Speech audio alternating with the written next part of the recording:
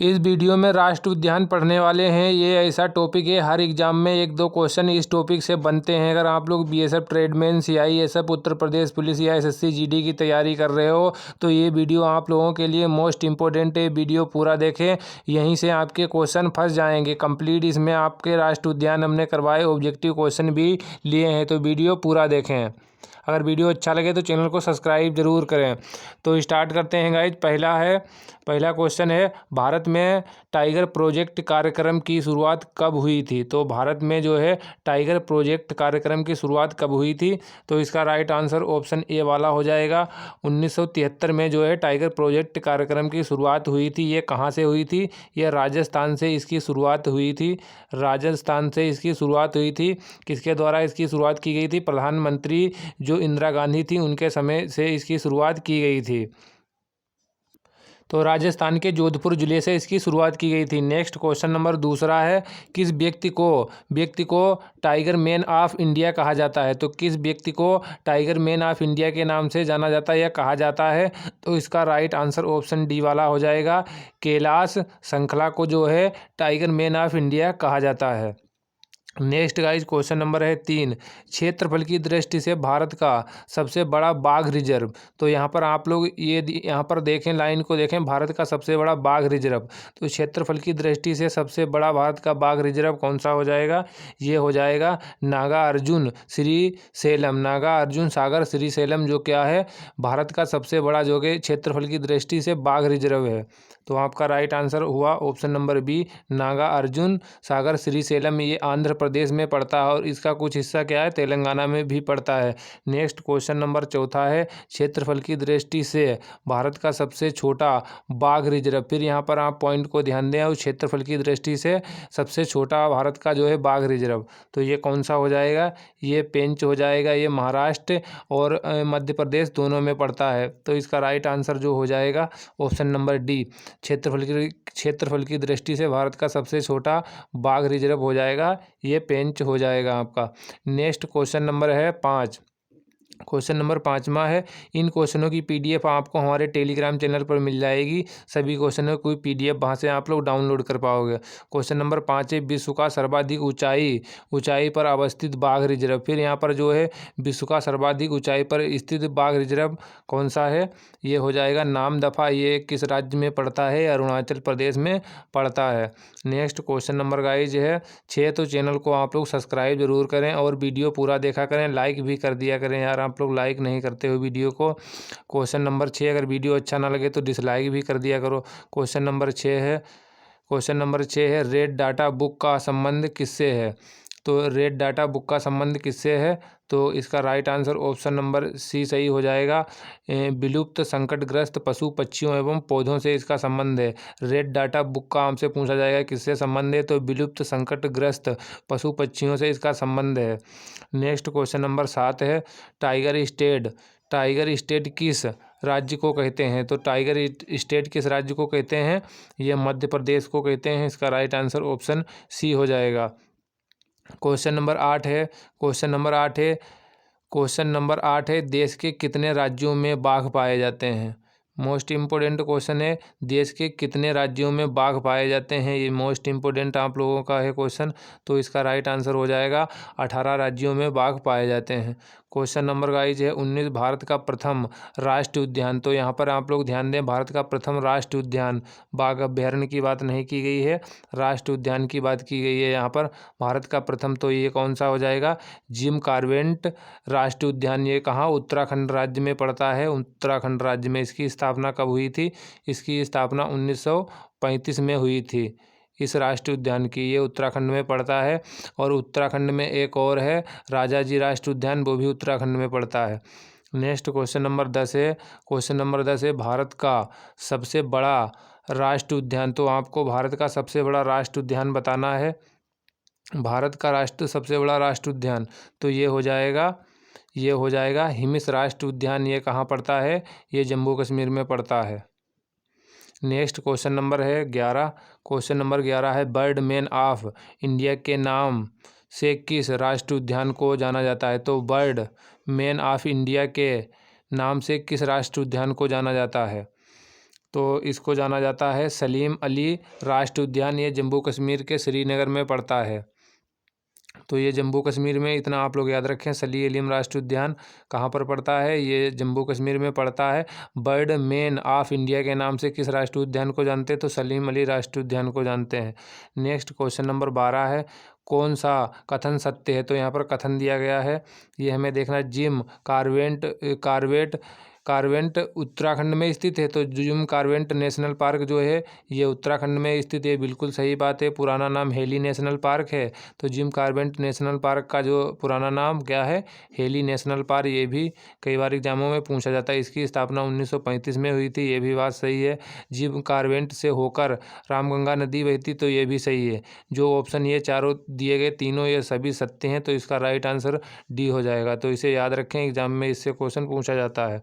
Question number 13 है, तो Dachigam century किसके लिए फेमस है, तो ये जो डाचीग्राम सेंचुरी है किसके लिए फेमस है, सबसे पहले आपको ये पता होना चाहिए कहाँ ये पड़ता है। ये जम्मू कश्मीर में डाचीग्राम सेंचुरी पड़ती, किसके लिए फेमस है, ये कश्मीरी मृग के लिए फेमस है। तो इसका राइट आंसर आपका जो होगा वो सी होगा। नेक्स्ट क्वेश्चन नंबर 14 है। क्वेश्चन नंबर 14 क्या है, विश्व का एकमात्र तैरता हुआ राष्ट्रीय पार्क मणिपुर राज्य में स्थित है, तो उसका नाम बताना है। इसमें विश्व का एकमात्र तैरता हुआ राष्ट्रीय पार्क मणिपुर राज्य में स्थित है, इसका क्या नाम है, तो इसका नाम क्या हो जाएगा, इसका नाम हो जाएगा कीबुल लामजाओ। ये विश्व का एकमात्र तैरता हुआ राष्ट्रीय पार्क है। क्वेश्चन नंबर 15 है, राजस्थान के भरतपुर जिले में स्थित केवलादेव घाना नेशनल पार्क को नाम से जाना जाता है, तो जो भरतपुर में, जो राजस्थान के भरतपुर में केवलादेव घाना राष्ट्रीय पार्क है, इसको किस नाम से जाना जाता है, तो इसका सही आंसर जो हो जाएगा पक्षियों का स्वर्ग के नाम से इसे जाना जाता है। केवलादेव घाना नेशनल पार्क को पक्षियों का स्वर्ग। नेक्स्ट गाइज क्वेश्चन अब आपके जो है, हमने यहाँ पर राष्ट्रीय उद्यान लिए, कौन से राज्य में कितने राष्ट्रीय जो बाघ अभ्यारण्य हैं, बाघ अभ्यारण्य यहाँ पर लिए गए हैं, और कुछ के जो राष्ट्रीय उद्यान है वो भी इसमें सम्मिलित कर लिए गए हैं। तो सबसे पहले असम में देख लें, आप इनका स्क्रीनशॉट ले सकते हो, PDF भी पा सकते हो। तो काजीरंगा राष्ट्रीय उद्यान ये कहाँ है, असम में है। नेमेरी कहाँ, ये भी असम में है। और मानस ये भी असम में है। औरंग ये भी असम में है। तो काजीरंगा कई बार पूछा गया है, काजीरंगा और मानस और औरंग से ही क्वेश्चन पूछे जाते, तो ये आप लोग चारों याद रखें। नेक्स्ट है अरुणाचल प्रदेश में, आपको बता चुके हैं कि विश्व का सर्वाधिक ऊंचाई पर जो है बाघ रिजर्व कौन सा है, नामदफा है, ये अरुणाचल प्रदेश में। पाकुई या पखुई भी इसे बोलते हैं कभी कभी, पखुई, तो ये दोनों याद रखें नाम। और कमलांग, ये तीनों का किसमें है, अरुणाचल प्रदेश राज्य में पड़ते हैं। कौन कौन से, नामदफा, पाकुई या कमलांग। नेक्स्ट है छत्तीसगढ़ में कौन कौन से पड़ते हैं, छत्तीसगढ़ में इंद्रावती, अचानकमार, उदंती, सीता नदी, ये तीनों जो हैं बाघ अभ्यारण्य ये पड़ते हैं किसमें, छत्तीसगढ़ में। इंद्रावती, अचानकमार और उदंती, सीता नदी। तमिलनाडु में कौन कौन से हैं, सत्यमंगलम और मदुमलाई, अन्नामलाई, कालकड, मुंदथ्रोई, ये 4 हैं, ये तमिलनाडु में पड़ते हैं बाघ अभ्यारण्य। सत्यमंगलम, मदुमलाई, अन्नामलाई और कालकड, मुंदथ्रोई। नेक्स्ट उड़ीसा में भीतरकनिका, ये कई बार एग्जाम में पूछा गया है। भीतरकनिका जो बाघ अभ्यारण्य कहाँ पड़ता है या राष्ट्रीय उद्यान, सतकोसिया, सिमलीपाल, ये तीनों कहाँ पड़ते हैं, उड़ीसा में पड़ते हैं। तो आप लोग इन्हें ऐसे ही सिंपल याद करें, इनकी याद करने की ट्रिक कोई नहीं, ट्रिक से याद करोगे फिर भूल जाओगे। तो यहाँ पर मेलघाट, सॉरी यहाँ पर गाइज मेलघाट लिखा है, मेलघाट, बोर, पेंच, सह्याद्री और नबेगांव, नागजीरा, ये जो है महाराष्ट्र में पड़ते हैं। तो यहाँ पर बोर पूछा जाए या पेंच पूछा जाए, सह्याद्री ये पूछा गया कई बार है, सह्याद्री और नबेगांव, और ये मेलघाट है, मेलघाट ये लिखा हुआ, यहाँ पर टाइपिंग में मिस्टेक हो गई है। तो ये महाराष्ट्र के राष्ट्रीय उद्यान है, कौन सा, मेलघाट, बोर, पेंच, सह्याद्री और नबेगांव। तो वीडियो आप लोग पूरा देखा करें। नेक्स्ट है मध्य प्रदेश में कौन कौन से, कान्हा, पेंच, हमने आपको बताया था कि पेंच जो राष्ट्रीय उद्यान है ये मध्य प्रदेश और महाराष्ट्र दोनों में पड़ता है। पन्ना और बांधवगढ़, सतपुड़ा और संजय डुगरी, ये किसमें है, मध्य प्रदेश राज्य में पड़ते हैं ये बाघ अभ्यारण्य। कान्हा, पेंच, पन्ना, बांधवगढ़, सतपुड़ा, संजय डुगरी।